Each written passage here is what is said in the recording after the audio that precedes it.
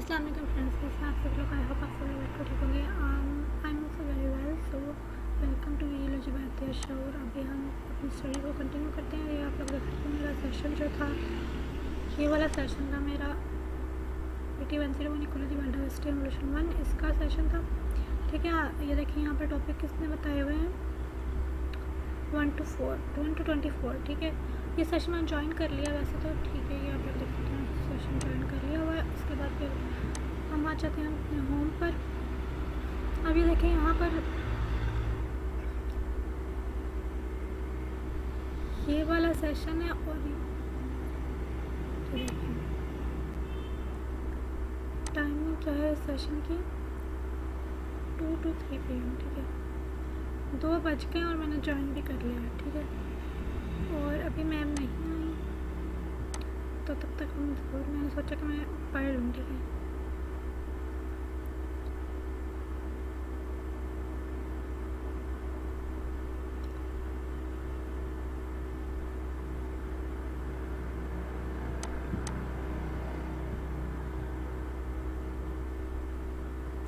पहले मैं सोच बहुत स्लो हो रही है,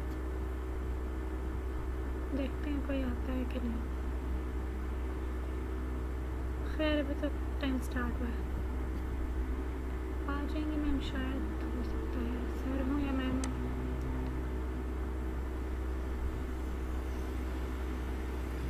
अच्छा अच्छा, हमारे पास ये 14 है, हमने इसके 13 कर लिए थे इन माई ओपिनियन।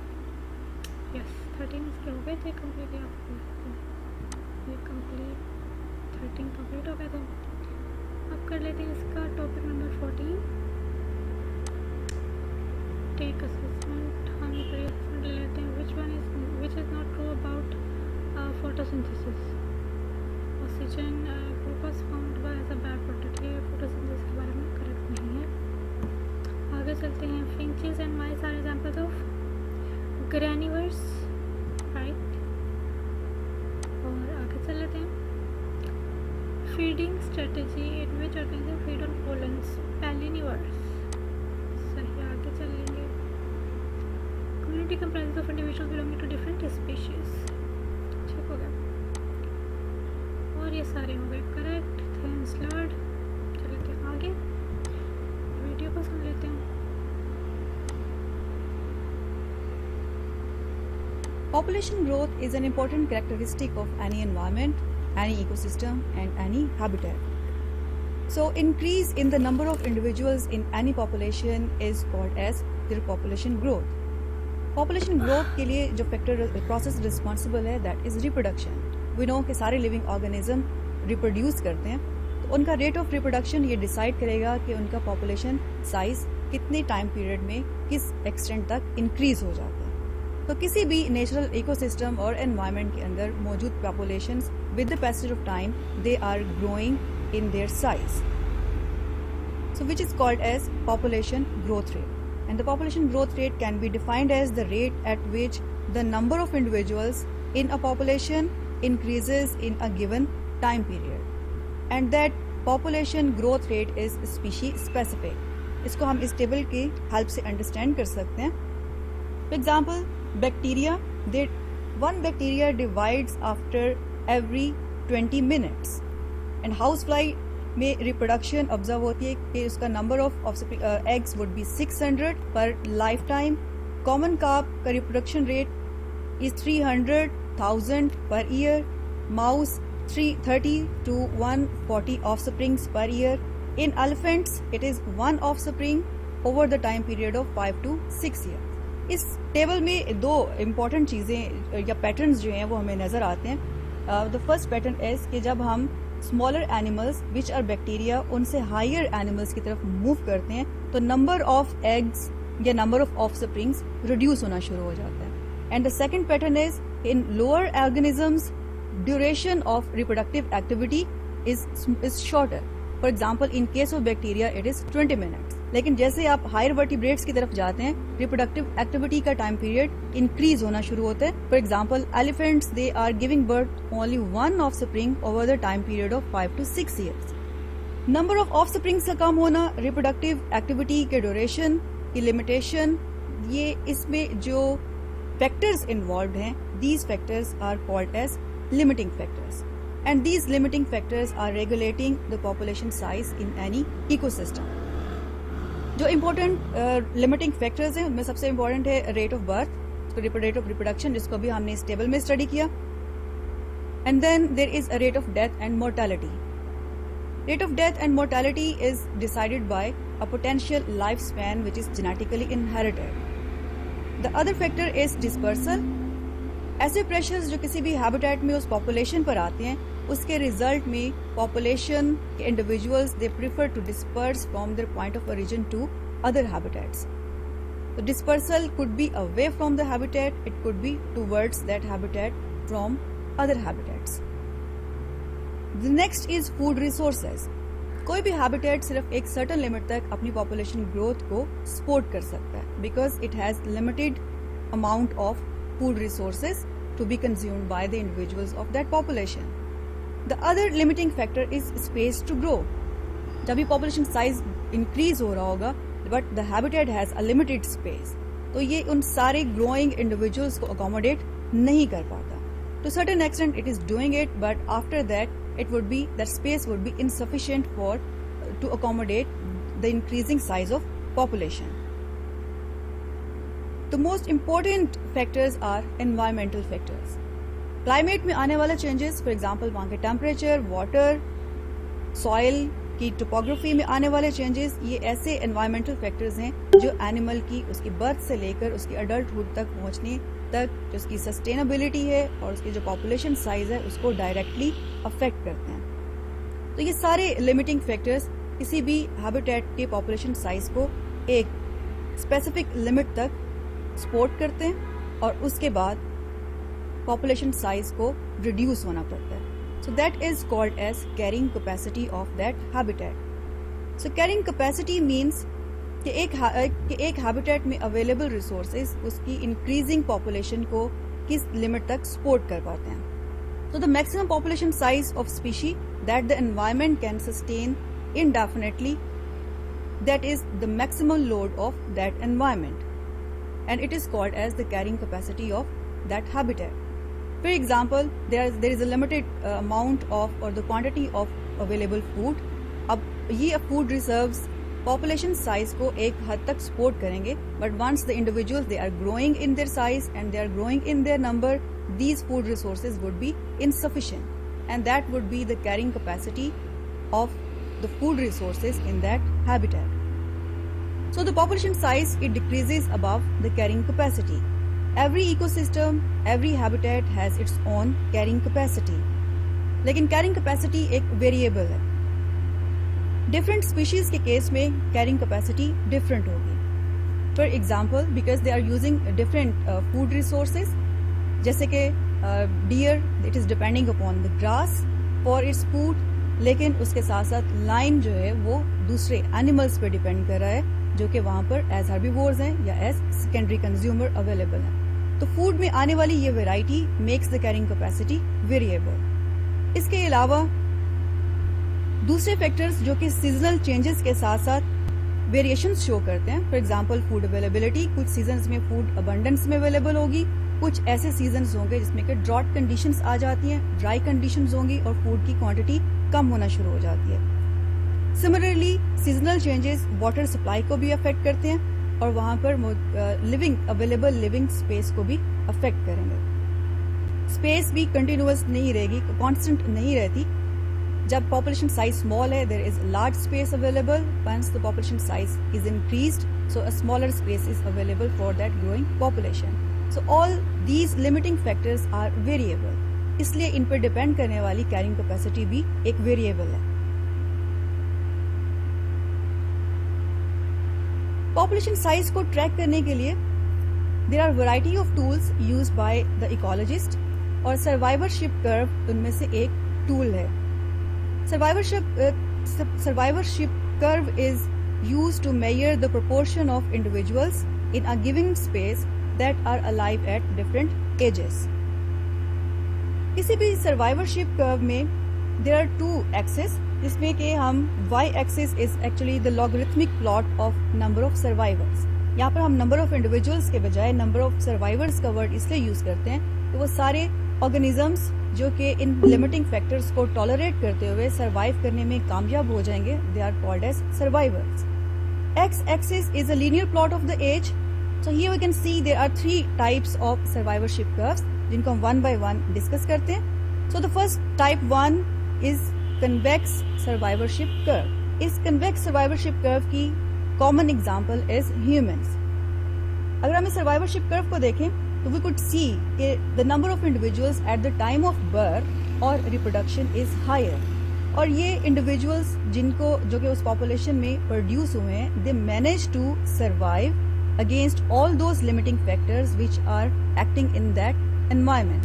लेकिन एक स्पेसिफिक एज पर पहुंचने के बजाय बाद जो कि उनकी पोटेंशियल लाइफ स्पैन है, उसके बाद यहाँ पर एक सडन डिक्लाइन ऑब्जर्व होता है और पॉपुलेशन साइज एकदम से अब्रप्टली ड्रॉप हो जाता है. सो दिस कर्व शो ये पर्टिकुलर स्पीशी की population is not affected by the environmental factors, rather it is more dependent upon its potential lifespan.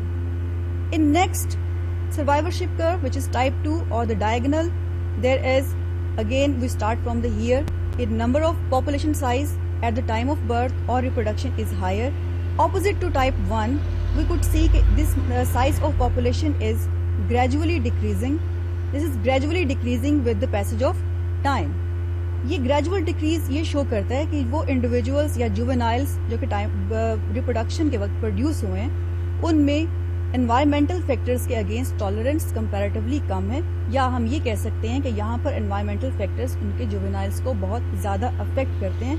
और सिर्फ जुवेनाइल्स को ही नहीं, इवन के एनिमल की एज जब इंक्रीज होना शुरू होती है उसके साथ साथ भी एक कॉन्स्टेंट ड्रॉप उनके पॉपुलेशन साइज में ऑब्जर्व किया जाता है, which is showing the lesser immunity of these organisms or that particular species against the environmental factors. और ये gradual drop eventually उनके potential lifespan के complete होने पर आकर खत्म हो जाता है. So this species जिसके example में birds हैं, rodents हैं, ये mortality या इस population में mortality is independent of age and it is dependent upon environmental factors. Third type, which is called the concave survivorship curve. This concave survivorship curve, the best example is the fish. Here we could see that fish they spawn a lot. For example, in the case of common carp, we said that at the time of reproduction, ये एक batch में 300,000 eggs release करती हैं. So the number of individuals at the time of birth is really high, but उनकी juvenile stage पर ही एक बहुत abrupt decline observe होता है. And it shows कि juveniles are very much dependent upon environmental factors.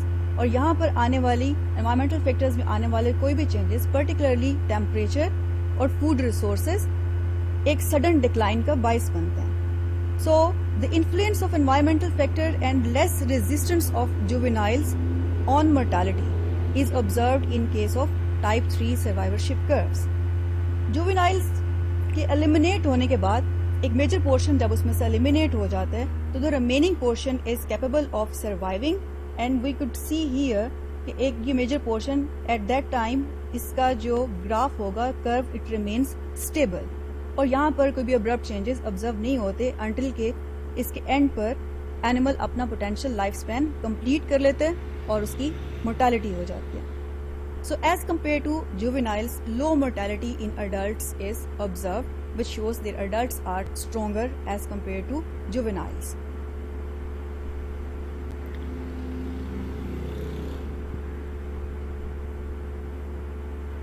So friends, हमारी ये video complete हो गई है. तो अब हम चलते हैं अपनी रीडिंग की तरफ. ठीक है, हमारी रीडिंग में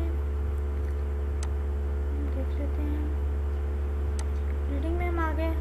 चलिए स्टार्ट करें. Population growth is defined as increase in the number of individuals in a population. If we measure this growth in a specific population in reference to time, then it would be called as population growth rate. Each organism has its own population growth rate unique to its species and is based on the habitat and environment is based on the habitat and environment it is living in.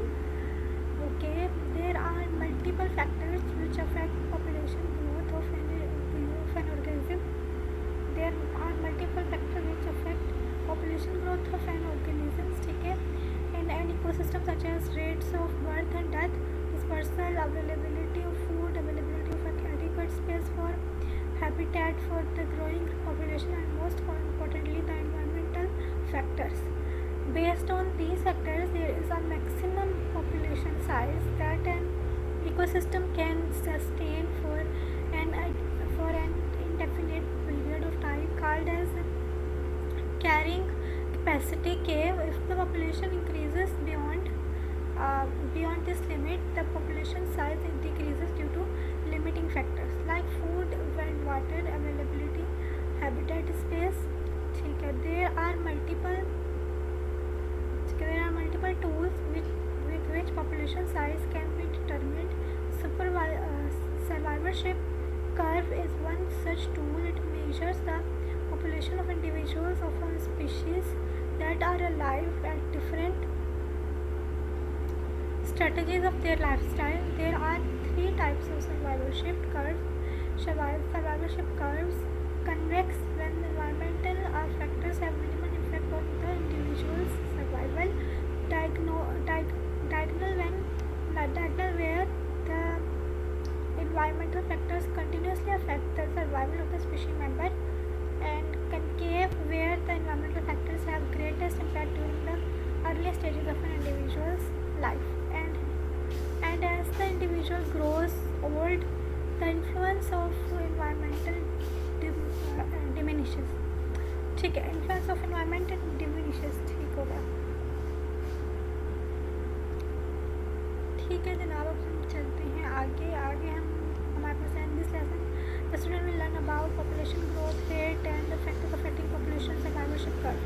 अच्छा ठीक है, इसके बाद हम लोगों की reading में एक चीज़ रहती है, हमारे क्या रहता है, बोनस पॉइंट रहता है. ट्रू, बोनस पॉइंट तो बहुत ज़रूरी है.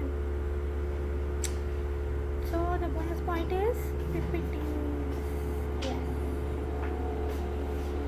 अब हम आ जाते हैं अपने PPTs में.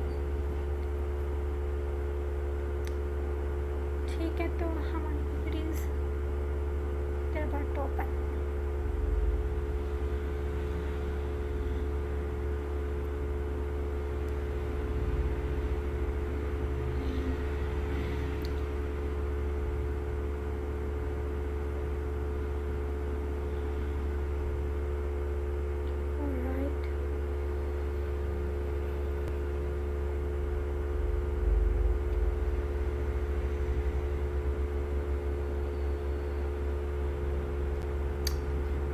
चलो हम चलते हैं. अब यहाँ पर हमारा बोनस पॉइंट आ चुका है. यहाँ पर ये देख सकते हैं आप लोग. पॉपुलेशन ग्रोथ हम पढ़ रहे हैं. Increase in the number of individuals in a population. Reproduction.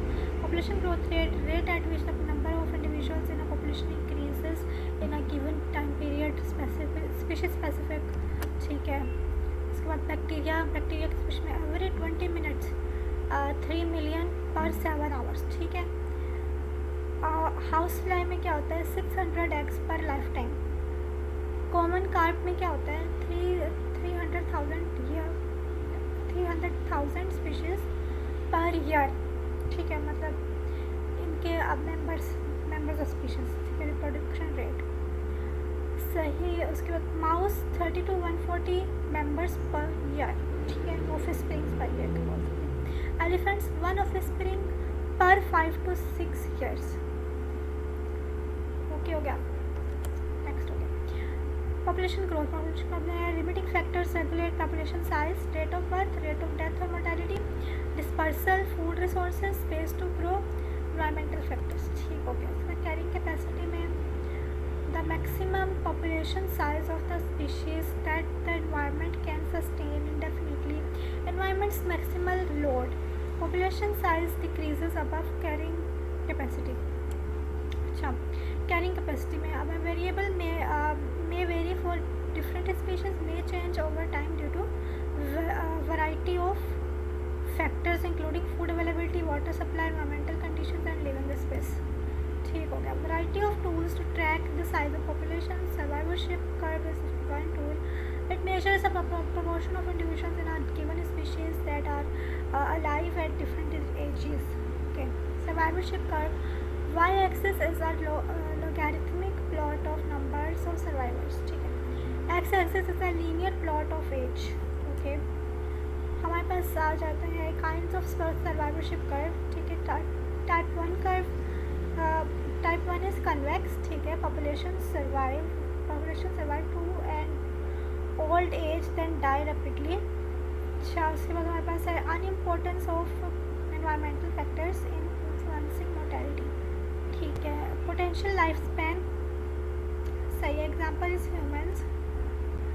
आगे हम चलते हैं. ओके. टाइप 2 डायगोनल कर्व है ये. Kinds of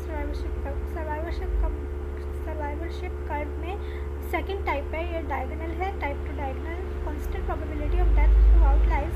influence of environmental factors on mortality independent of age. Example are birds and rodents.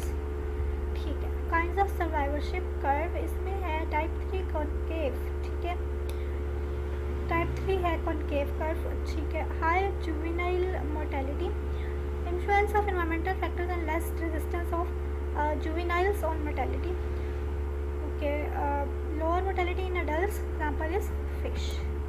Done हो गया. और ये हमारा bonus point complete और हमारी अंडरस्टैंडिंग भी complete. Okay.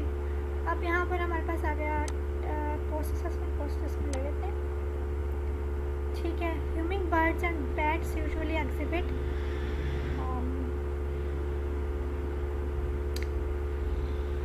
Bats and human bird है विंटर स्लीप.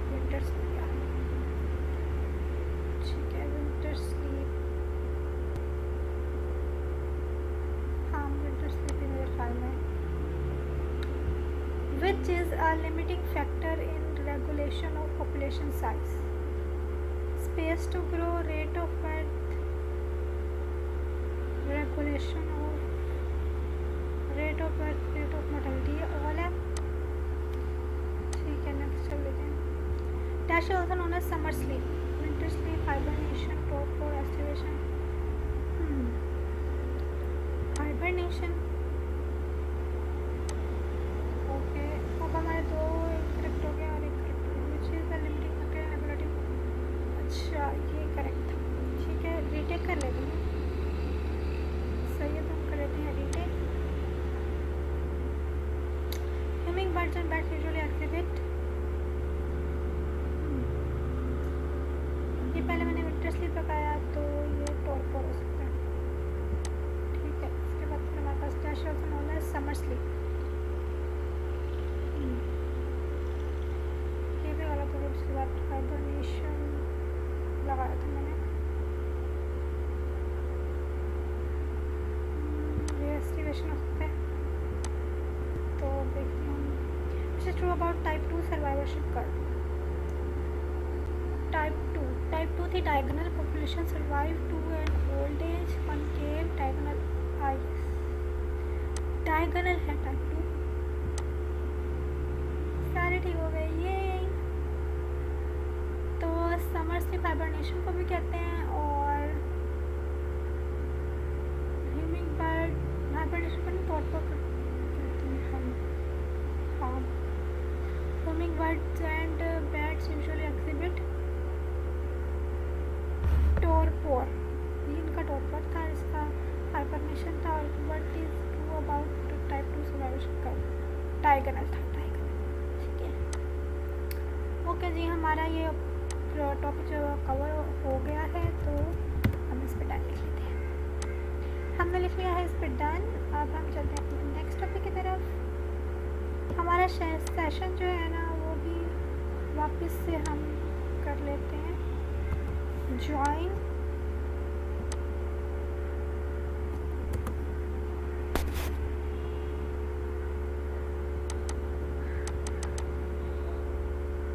एक सेकेंड में तो वापस से हम ज्वाइन करेंगे.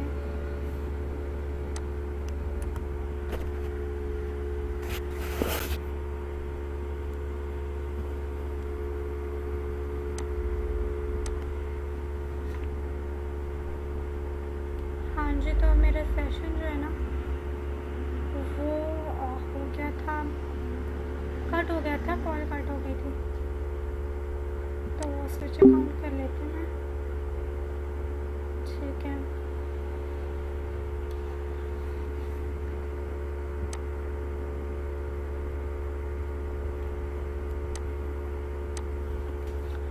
तो कैमरा माइक्रोफोन ऑफ कर दिया और अब ज्वाइन कर लेते हैं। आप लोग देख सकते हैं कोई भी नहीं आया, मैम भी नहीं आई, कोई भी नहीं आया, बस एक मैं नहीं हूँ, मैंने ज्वाइन किया। ठीक है, और आप लोग देख सकते हैं यहाँ पर अगर कोई आता तो चलिए हम अस्सलाम करते रहते हैं, लेकिन कोई आया नहीं है अभी यहाँ पर।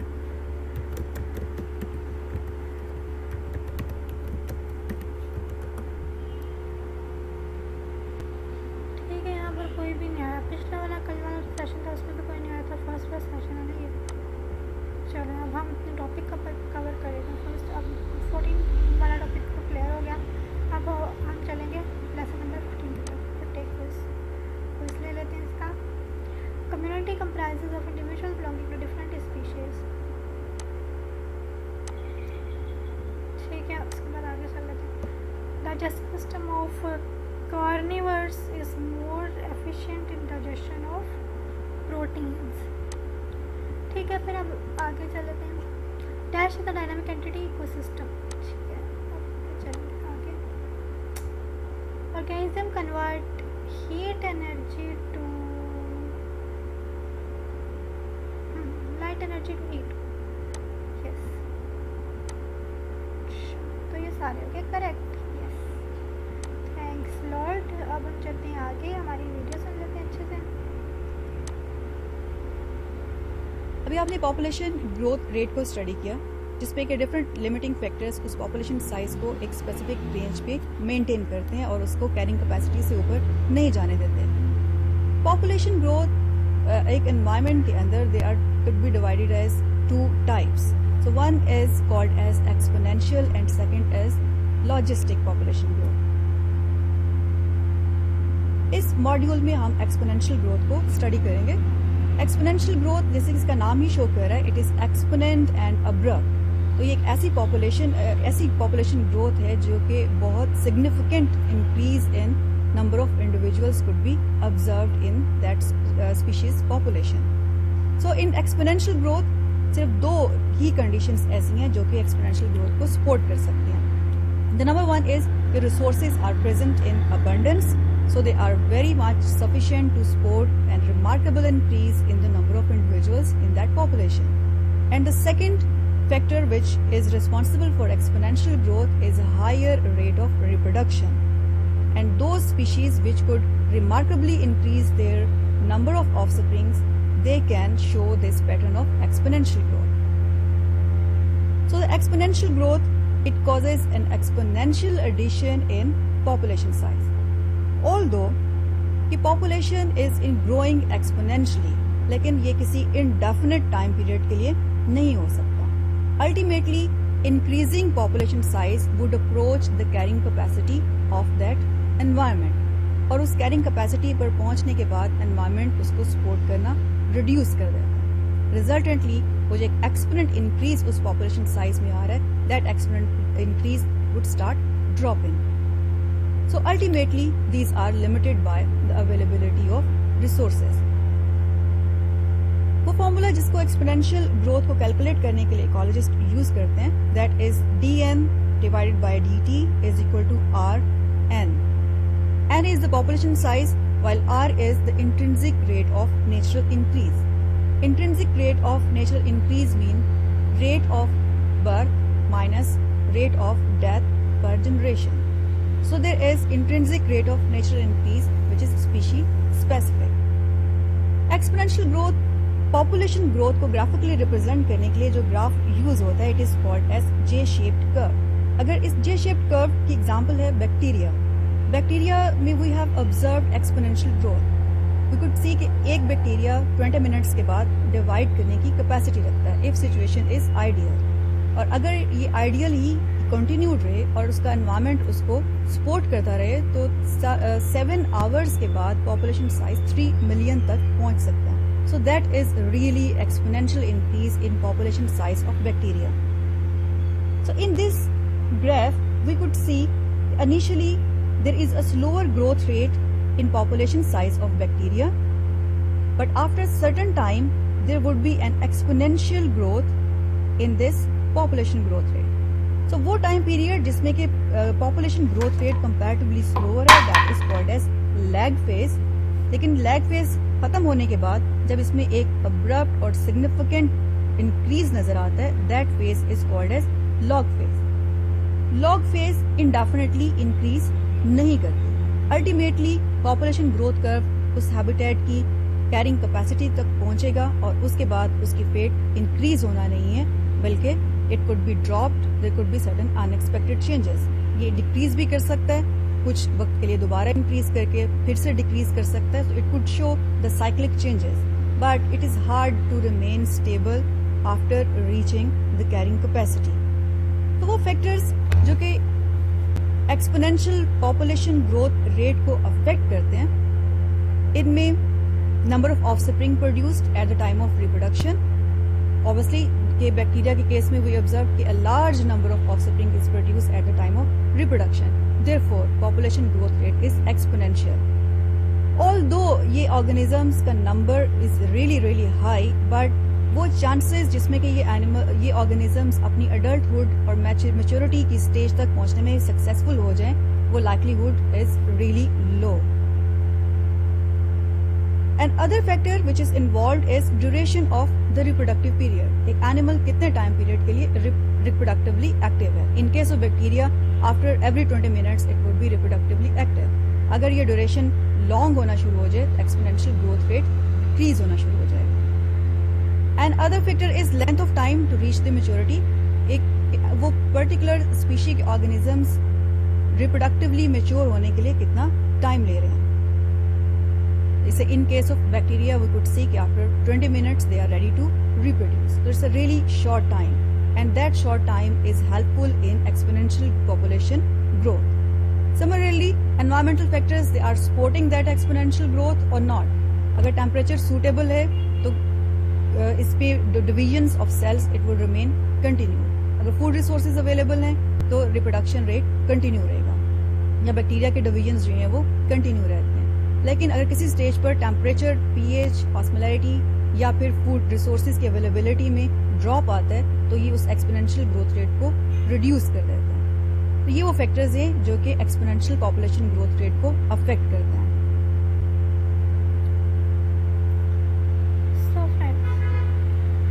टॉपिक पहले भी पढ़ा हुआ है छोटी क्लासों में, ठीक है. आगे हम चलते हैं, हमारी वीडियो कंप्लीट हो चुकी है, हम चलते हैं आपकी रीडिंग की तरफ. There are 2 types of population growth patterns, exponential and logistic growth. During the exponential growth I am sorry, so let's continue. During the exponential growth, as the name indicates, there is an abundance of resources coupled with higher reproduction rate, which offers remarkable potential of the species to increase the numbers. As a result, an exponential increase in population size is observed. This growth may continue to a specific time and is ultimately limited by the resources availability. ठीक है. This exponential growth can be expressed in J-shaped curve. This type of growth is most commonly observed in bacterial cultures. ठीक है. The bacteria initially takes some time before the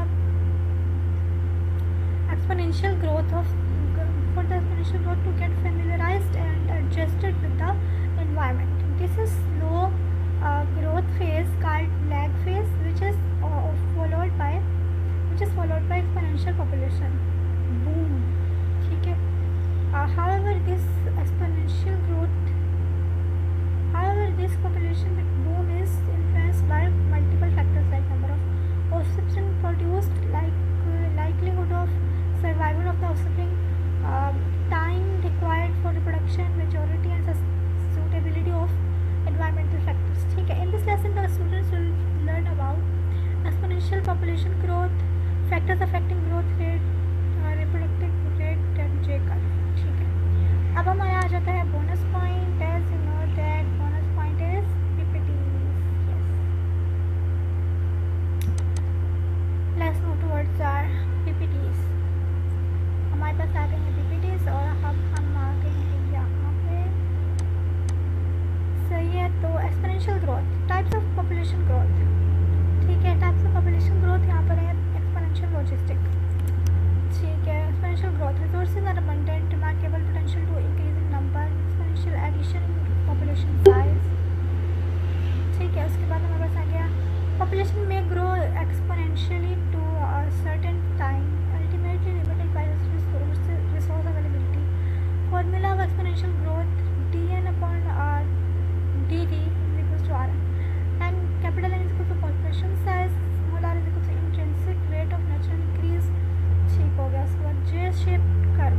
ठीक है, ये ma'am ने अच्छे से समझा दिया ना। ये इसमें है कि बैक्टीरिया के हवाले से नंबर ऑफ सेल्स और टाइम पर मिनट। ठीक है, और ये जो है वो कर्व जो जे शेप है। ठीक है, पहले ये लैग फेज चल रही है, इसकी प्रोडक्टिविटी इंक्रीज हो रही है और ये कैरिंग कैपेसिटी है। यहाँ पर लॉग फेज है, ये जो जहाँ पर इंक्रीज होना शुरू होगी और जहाँ तक इंक्रीज होगी वो होगी लॉग फेज।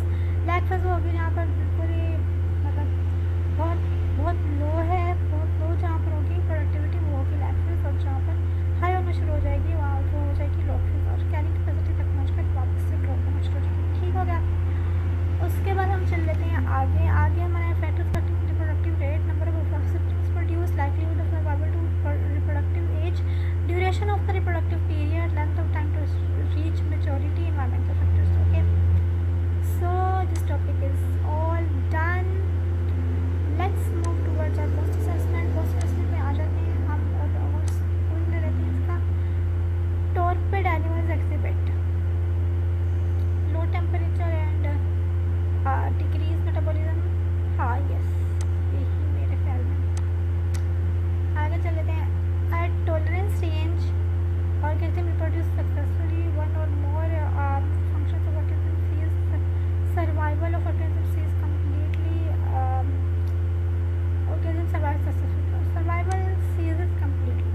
मतलब टॉलरेंस रेंज में one or more functions of organism cease survival में ख्याल में सीज आता है। ठीक है, ऑल्सो उसमें इग्निशन स्टार्ट स्टॉपिशन या behavioral, metabolic, none of these physiological, ये सब physiological condition।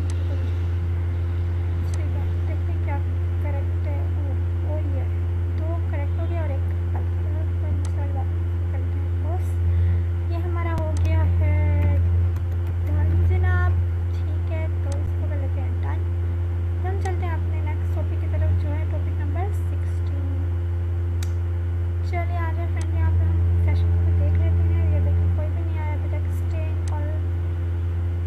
तो जब तक कि टाइम कंप्लीट नहीं होता, 3 बजे तक का सेशन है, जब तक कि टाइम कंप्लीट नहीं होता मैं सेशन ज्वाइन ही रखूँगी। ठीक है, कोई आता है नहीं आता कोई बस कोई बात नहीं। ठीक है, तो हमें तो ज्वाइन करना ही होता है। तो यहाँ पर कर लेते हैं lesson number 16 logistic population growth. ठीक है, लॉजिस्टिक पॉपुलेशन ग्रोथ इसका प्री असेसमेंट ले लेते हैं। Which sequence is true about use of energy? Light energy to chemical energy to inorganic molecules. Heat energy to chemical energy. Light energy to electrical energy. Light energy to chemical energy to chemical bond energy to organic molecules.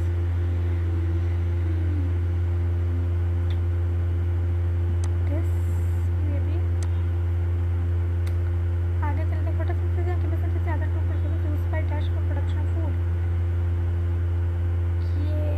Producers use करते हैं। ठीक है, और आगे चलते हैं जनाब। Dash forms नीच of for specific specially biome होता है और से। ठीक है, सारे करेक्ट हो रहे हैं। Yes Lord, thanks Lord. ठीक है, उसके बाद हम चल लेंगे आगे। आगे चलते हैं, अपने वीडियो को अच्छे से देख लेते हैं। Another type of population growth is logistic growth. Exponential growth में we have seen that if population is increasing exponentially, लेकिन ये एक ideally एक natural environment में कहीं भी किसी population में exponential growth नेचुरली ऑब्जर्व नहीं किया जा सकता. It could B accidental, it could B limited, but it's not happening in routine because the carrying capacity of environment it affects the population growth और उस कैरिंग कैपेसिटी पर पहुंचने के बाद ये उस पॉपुलेशन में ग्रोथ को सपोर्ट नहीं कर पाते. And there is environmental resistance too, तो लिमिटिंग फैक्टर्स जिनके बारे में हमने अभी डिस्कस किया है वो भी उस पॉपुलेशन ग्रोथ को इंक्रीज नहीं होने देंगे and then there would be a mortality on the way. So the growth rate gets smaller as it approaches the carrying capacity. वो सारे environmental factors जो population growth को regulate कर रहे हैं in case of logistic population growth that these are climate, food, space and competition. Climate are the physical environmental factors. Food और space की availability reduce होना शुरू हो जाती है जैसे जैसे population size increase कर रहा होता है because these organisms they have competition. अगर सेम स्पीशी की पॉपुलेशन किसी हैबिटेट में ग्रो कर रही है so there would be intraspecific competition because उनके लिए जो रिसोर्सेज रिक्वायर्ड हैं उनकी नेचर भी सेम है और क्वांटिटी भी सेम है. वो increasing population is competing for the same types of resources and same quantity of resources and these resources could be food, water and space and availability of the mates. So ये factors उस population size को एक specific limit के बाद increase नहीं होने देंगे, rather it would start decreasing it. Logistic population growth को ग्राफिकली रिप्रेजेंट करने के लिए जो ग्राफ या कर्व यूज होता है that is called S shaped curve or sigmoidal curve. Sigmoidal curve में similar to exponential growth we could observe the lag phase. Initially reproduction is continued but rate of growth is slower. इस slower growth rate के बाद there is a gradual increase, not exponential increase. So there is a gradual increase in number of individuals in that population और we could say there is increase in population size and that phase is called as log phase. तो population size increase करता चला जाता है और इस population के individuals available resources को यूटिलाइज करते जा रहे हैं यहाँ तक कि उस एनवायरमेंट की कैरिंग कैपेसिटी तक पहुंच जाएंगे. इस कैरिंग कैपेसिटी के बाद अवेलेबल रिसोर्सेज उस इंक्रीजिंग पॉपुलेशन को सपोर्ट और सस्टेन करने के लिए इनसफिशिएंट हो जाते हैं. रिजल्टेंटली पॉपुलेशन साइज में फर्दर इंक्रीज ऑब्जर्व नहीं होता, rather it remains stable. So those organisms which are already produced they are not increasing further और even if they are increasing in their number their juveniles are facing high rate of mortality. So therefore no increase in this curve is further observed. So that phase is called as stationary phase. So opposite to exponential growth, जहाँ पे सिर्फ दो phases हमने observe की थी, the lag phase and log phase, there is an other phase जिसे हम stationary phase कहते हैं. But actually environment में ये curve इतना ही smooth नहीं रहता, rather there are certain changes. In that certain changes, there is possibility कि कैरिंग कैपेसिटी पर पहुंचने के बावजूद भी पॉपुलेशन साइज कुछ टाइम पीरियड के लिए इंक्रीज कर जाए and then there will be a drop because resources are not supporting that increase. और उस ड्रॉप के बाद जब पॉपुलेशन साइज रिड्यूस हो जाता है and it goes below the carrying capacity, इस टाइम पीरियड में उस हैबिटेट में एनवायरमेंट में अवेलेबल रिसोर्सेज खुद को रिप्लेनिश कर लेते हैं और इनके रिप्लेनिश होने के बाद ये दोबारा से उस पॉपुलेशन ग्रोथ को सपोर्ट करना शुरू हो जाते हैं. Resultantly there is an increase in population growth curve और again there is the same story, decline in food resources और available resources and then there is a drop in the population growth curve. तो यहाँ पर stationary phase is not really smooth, rather it is in a form of cycles. There could be another picture जिसमें कि lag phase के बाद log phase और carrying capacity के बाद भी पॉपुलेशन ग्रोथ कंटिन्यू रहती है and once the resources of that environment are insufficient for further increase there is a drop and then it remains stable just like the first graph. Logistic population growth को calculate करने के लिए ये formula ecologist utilise करते हैं. dn divided by dt rn within bracket k minus n divided by k. So here n is the population size, dn by dt is change in population size per unit time, k is the carrying capacity and r is intrinsic rate of natural increase. अगर हम logistic population को exponential population growth के साथ compare करें तो इन दोनों में बहुत क्लियर डिफरेंसेस नजर आते हैं. For example, exponential growth it occurs when resources are abundant. Logistic growth it occurs when resources are limited. In exponential growth, population passes well beyond the carrying capacity of the ecosystem. But in case of logistic growth, population doesn't grow beyond the carrying capacity of ecosystem. Exponential growth में J-shaped curve नजर आता है, logistic growth में S-shaped curve नजर आता है. Exponential growth में there is a stationary or a stable phase that is seldom achieved. लेकिन यहाँ पर एक stationary or stable phase is achieved every time. In case of exponential growth, there are only two phases, lag and log. Rather, in case of logistics, there are four phases, lag, log, deceleration and steady. Exponential growth is observed in only few organisms, for example, algae. जबकि logistic growth जो है ये mostly animals plus plants or microbes like logistic growth show करते हैं.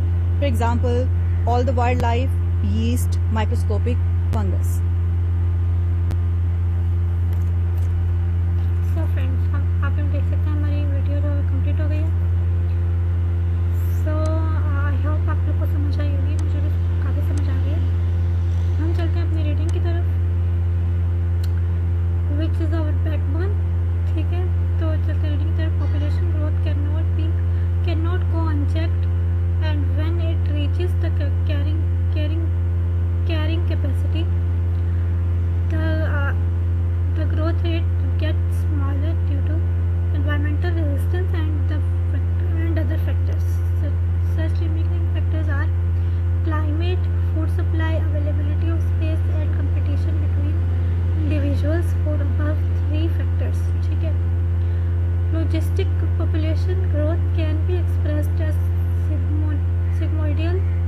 sigmoidal S-shaped curve. ठीक है. Growth occurs immediately after exponential growth as it reaches the carrying capacity.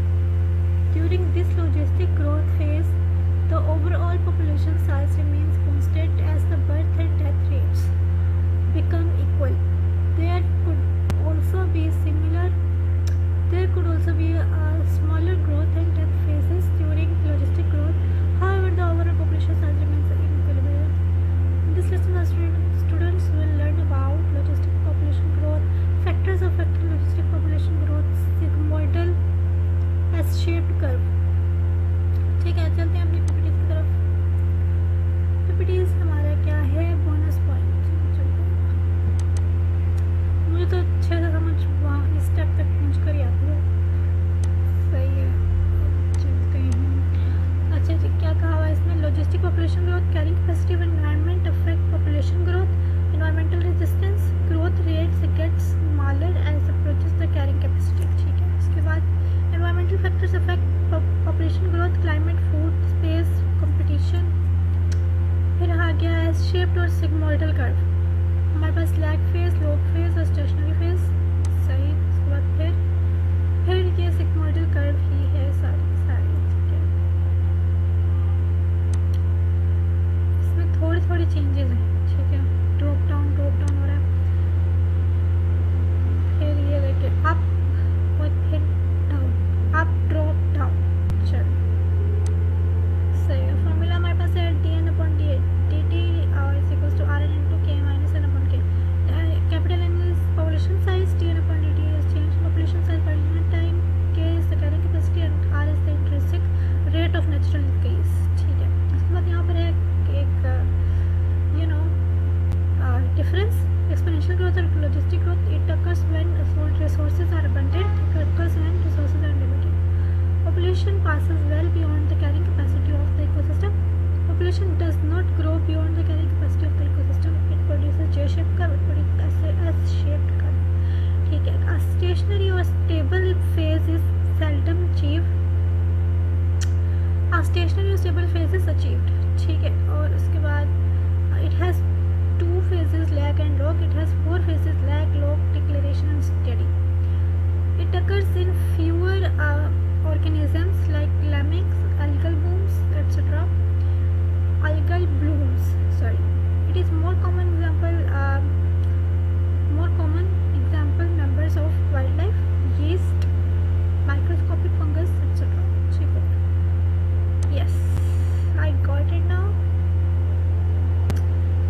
देख लेते हैं, 3 बजने वाले हैं, 3 बजने में 10 मिनट है। अच्छा जी, हमारा सेशन हमने ज्वाइन किया हुआ है, यहाँ पर देख सकते हैं, अब तक कोई भी नहीं आया। ठीक है, अब चल रहे हैं यहाँ पर हम अपनी प्रोसेस असेसमेंट ले लेते हैं। प्रोसेस असेसमेंट में क्या है, इसमें in formula of exponential growth Tn/Rn, the R shows intrinsic rate of natural decrease, intrinsic rate of natural increase, intrinsic rate of natural increase मेरे ख्याल सही हो गया। उसके बाद आगे चले गए, which is true about type 1 survivorship curve। Type 1 वो है कॉन्केव है, population survive to an old age, concave diagram, environmental factors affect mortality। या ये मुझे लगा, देखते हैं। अच्छा, तो ये सही हो गया, ठीक है, इंक्रीज है इसमें कोई बात नहीं, नॉट अ बिग प्रॉब्लम। ठीक है, ये हमारा टॉपिक जो है डन हो गया। ठीक है, उसके बाद हम फिर डन लिख देते हैं। ठीक हो गया, इसको कर लिया हमने डन। हम चल लेते हैं अपने अगले टॉपिक की तरफ। हमारा अगला टॉपिक है lecture number 17, R and K selected species। ठीक है, अब टेक क्विज की असेसमेंट ले लेते हैं। Algivores feed on algae। Next direct dynamic entity ecosystem. Next चल लेते हैं, और which is not true about photosynthesis. हाँ, glucose is a by product. अच्छा, group of organism belonging to same species living same space and in particular time is not population. तो ये species वाला option ठीक, सारे करेक्ट, थैंक्स लॉर्ड। चलते हैं आगे, अपनी वीडियो को अच्छे से सुन लेते हैं। एक्सपोनेंशियल ग्रोथ और लॉजिस्टिक ग्रोथ में हमने एक डिफरेंस जो है वो भी स्टडी किया कि एक्सपोनेंशियल ग्रोथ में स्पीशीज़ बहुत ज़्यादा हाई रेट पर रिप्रोड्यूस कर रही हैं या उनका पॉपुलेशन साइज इंक्रीज हो रहा है, as compare to logistics which are reproducing as comparatively slower rate. तो वो स्पीशीज़ जो कि एक्सपोनेंशियल और लॉजिस्टिक पॉपुलेशन ग्रोथ को रिप्रेजेंट करती हैं, उनको हम दो कैटेगरीज में डिवाइड करते हैं, आर एंड के selected species. So the number one is R selected species. These are those species which show a higher growth rate, and they typically exploit the less crowded ecological habitat. Because these species क्योंकि ये बहुत ज़्यादा higher rate पे reproduce कर रही हैं and population growth rate is really higher, therefore they choose those habitat which are less crowded by other species, so that they can reduce the interspecific competition.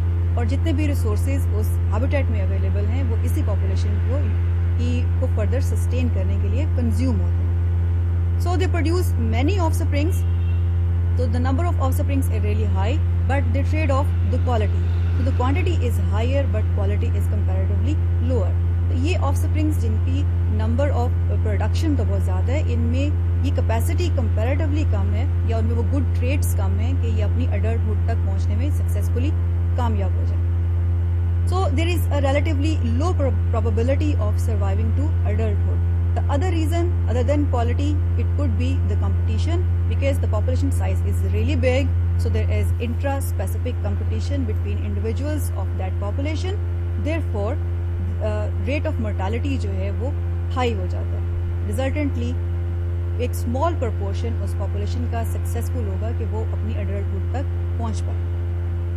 Our selected species में comparatively there are smaller animals. For example, there are rodents, there is a rabbit, and there could be few species of fishes, not all the species.